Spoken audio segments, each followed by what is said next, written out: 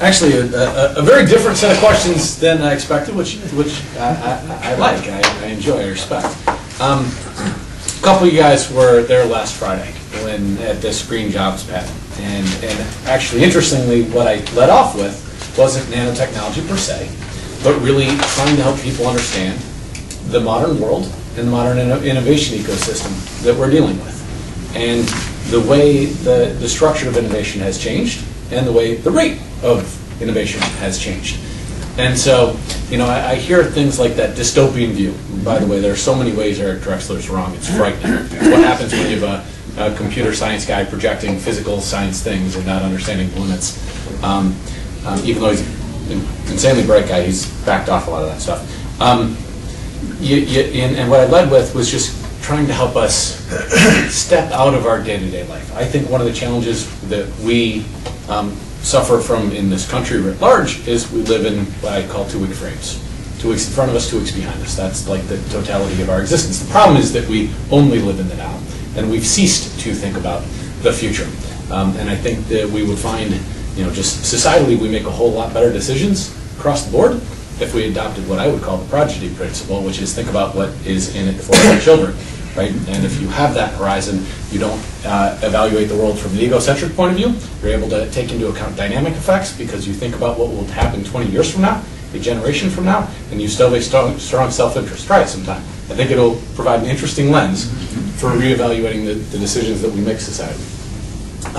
If you look at a 100-year window, right? You know, the part of the question you said was, you know, what happens if all this technology gets out of control? I'm fundamentally an optimist, so I don't have problems with imagining the, you know, good futures. We always figure out how to manage the risks and harness the good side, the upside.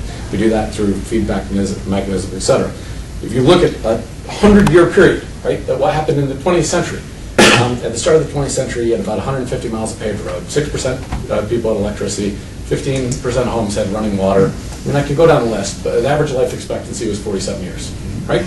Now, it's in the 70s. Almost everyone has water, electricity, phone, on down the list. In fact, almost everyone has a cell phone.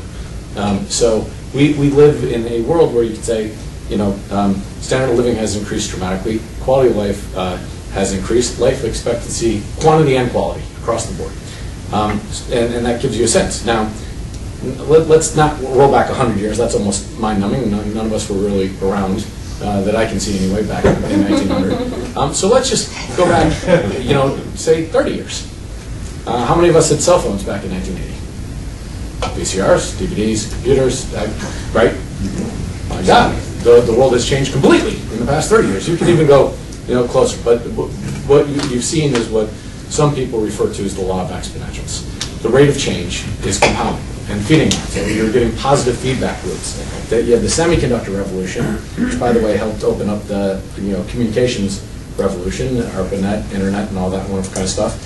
That computing power has actually helped with the biotechnology revolution, some of the, you know, the systems biology and all that, and that's actually helping form the nanotechnology revolution as we try to figure out how nature does things and how we can abstract those rules and do things ourselves. Pretty neat. It all is compounding. Now, where Eric Drexler and folks like that get it wrong is it's not, you know, a law of exponentials, and there is a fundamental limiting thing in the system. It's us. It's the rate at which we absorb and can harness innovation. Which is why keyboards are not this big. Right, exactly. So there are some constraints in the system that you know, the futurists have missed. There's also, you know, important to keep in mind what I call path dependency or coevolution. I mean, the future is not independent of the decisions we make, right? And so that's part of what I would say in this, you know, open society, how we change things. It is about adopting a different frame of reference and making those decisions. But the, you know, Eric talked about, and I had a rather heated private debate with him at the Draper Fisher Jurvetson Nano Summit in 2002. And he was saying how we're going to create these molecular assemblers and they're going to assemble everything out of everything, and, you know, more or less what he was talking about. There are some issues about being able to transform matter that are limiting in his view of the world that we just simply can't do. But I took an economist lens at disproving this, right? Which is, Eric, tell me, you know, if you could make this universal assembler that can make anything from anything, what are you going to make? And he's like, oh, I'm going to make everything. No. What are you going to make first? right? What's the most important thing? What's going to add the most value, right? Okay. And if that's so valuable, why am I going to wait till I can figure out how to make everything from everything, 20 or 30 years from now to start doing that, right? And so, what happens is our decisions, our values do shape the evolution of technology, where we do try to focus on the things that are highest impact. And frankly, we understand the risk. One of the things I often deal with is there is a fair amount of concern out there because nanotechnology, nanomaterials are small, and asbestos was small, right? That nanotechnology could be the next asbestos. There are many issues with that line of thinking. It's a heuristic bias we all have, where we think about what's similar in a situation and not what's dissimilar. Well, it's true that they're both small. Nanos are not homogeneous. There are lots of different nanomaterials, and the biggest difference is we lived in an entirely different time and age.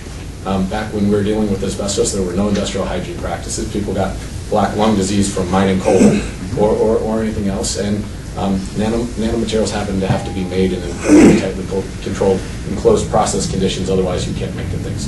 And so you don't have human exposures in the first place. If you don't have exposures, you don't have issues. Sorry. But there are ethical issues. Absolutely. And frankly, what I find to be heartening about the future is people are taking good hard looks at the potential ethical implications of nanotechnology, and more immediately the environmental health safety considerations of nanotechnology, concurrently with the development of the technology, let alone the productization of it, right? Which means at some level we're developing proactive feedback loops to guide technology in positive directions.